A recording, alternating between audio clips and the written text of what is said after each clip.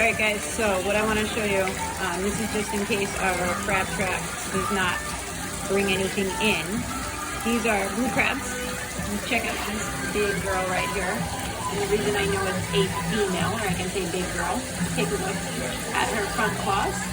The red, or like we like to say that they're wearing nail polish, the red means that it's a female.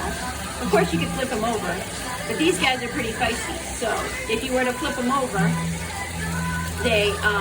she would also have more of a rounded abdomen, okay? Now this one back here, you can see, does not have the bright red on the front claws. See, he's already getting defensive, okay? He's backing up because he's got no protection in the back. So the back is what, they've got no claws, no way to protect themselves, so they're gonna back up somewhere to make sure their backsides are protected. But if you take a look at the claws real fast, again, I don't even have to flip them over to know that it's a male. These are one of the few crabs you can do this with. That he does not have any of the bright red on the claws, that means it's a male. Okay, he's got a couple other crabs in here too. What are those? Yeah. Those you would have to actually pick up and see. So you can see these guys actually, these, tell me why you know that these crabs can swim. Paige, do you know why? This guy right here is walking along the bottom right now, but that back one, that's his paddle. He can use those as the swimmers.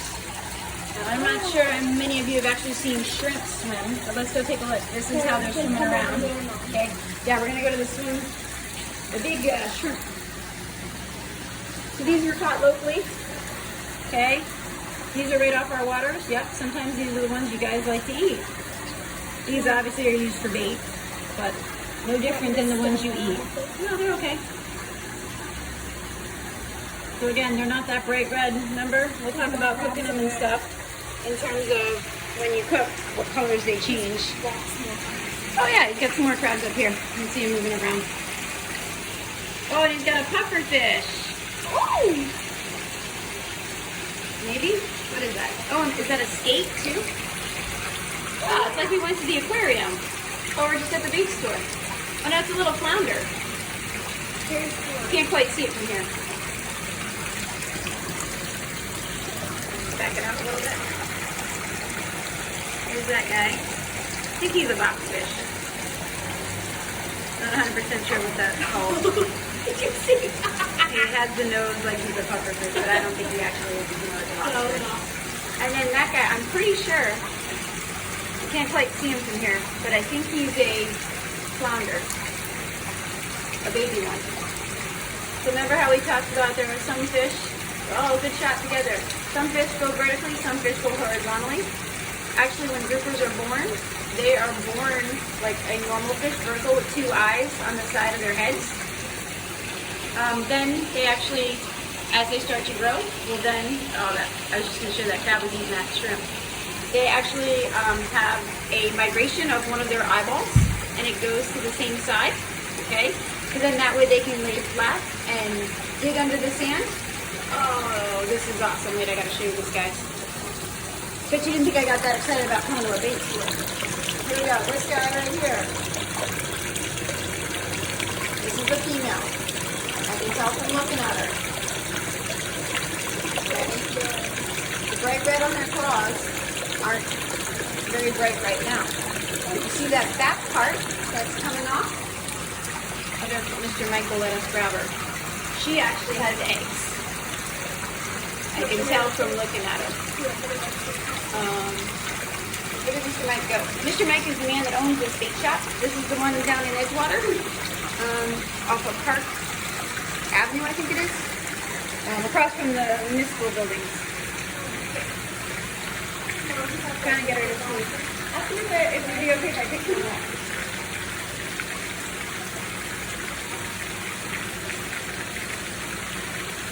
I'm going to see if he'll let me pick this girl up because I can tell from the backside that she's got eggs.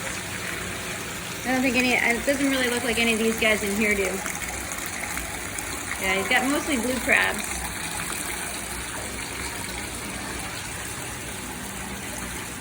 This is great. So just in case we don't get any off the dock. You say that's okay? Yeah. All right, grab that net for me. This one? And then you might have to hold my phone because I don't want to drop it. Oh, where'd she go? Oh, she's right here. Oh no, hold on, Paige. I don't need it. She's, you know what? She's gonna protect those babies. There's no way I'm gonna get to her. And I don't actually want to disturb her right now anyways. But you can see how that back part, that's part of her carapace, her abdomen area. The carapace is the body part, but the abdomen underneath, if we were to flip her over, you'd see a whole bunch of eggs inside. What's up in there? Yeah, come hold my phone on this side. Don't drop it, Paige. Zoom out a little. See, she's feisty. Alright, I got her. Now, the reason I just want to show you this one, can you see her? Now, see, she's already going to be feisty because, look at her. This is why you don't mess with blue crabs. Okay? But, if I can show you through the net, there we go.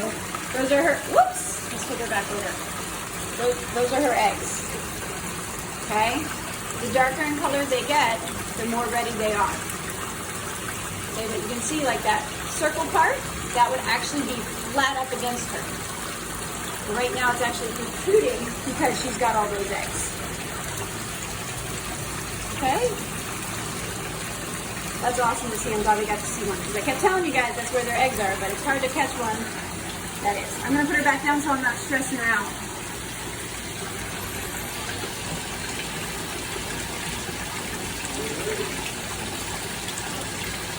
Mr. Mike's out back. Let's see if I can get this guy.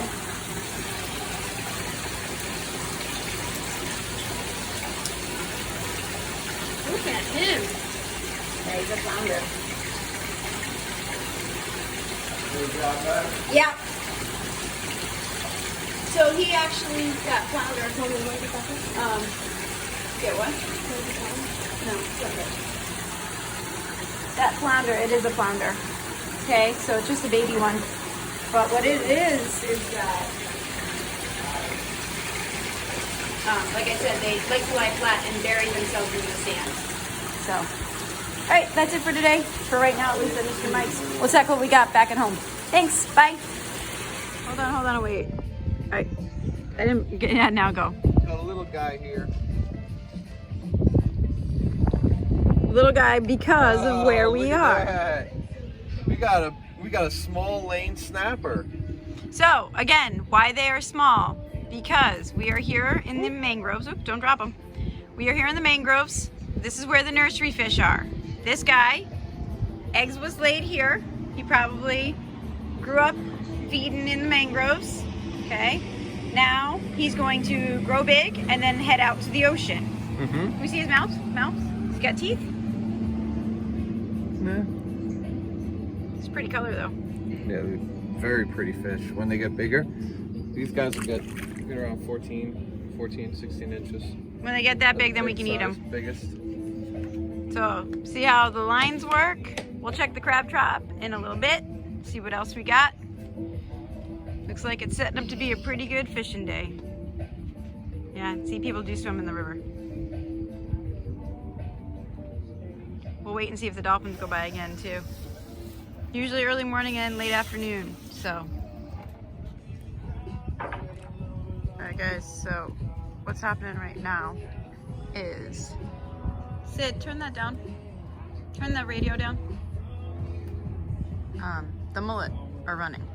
So, I'm trying to show you. You can actually see them, and this is when your casting net skills come in handy. If you look out here, you can see, look, see that shine right there? They're just swimming by, and this is what happens is if you have a bigger net, it might be better because there's a whole group out there. Watch the little silver. It's a mullet running or bait ball, whatever you want to call it. The thing is that if you had a bigger net, it could probably scoop up all that, which would be great if you're a fisherman. What if, while you were scooping that all up, you scooped up, I don't know, a couple of mangroves, a couple of squid, a couple of oysters, a couple of all this other stuff, but you don't really want that, you just want the mullet. That's what we call bycatch, and the bycatch usually ends up dying.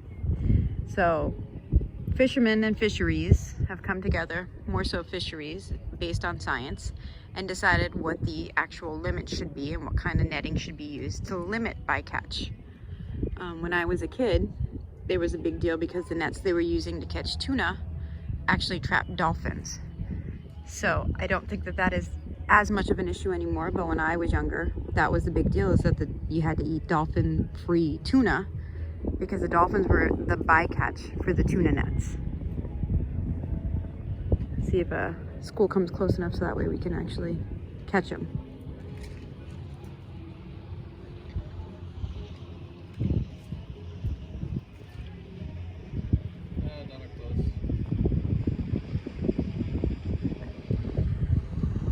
All right, well,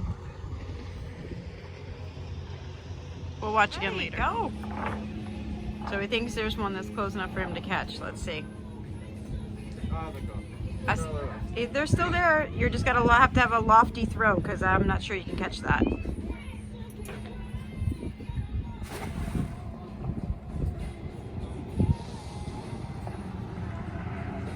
What do you think? I don't know.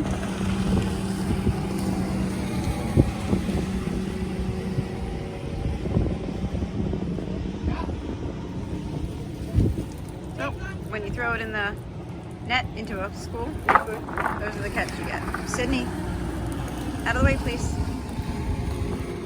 Not bad for a Not too bad for not a great throw. full release of. Yep. We don't need them for anything, so.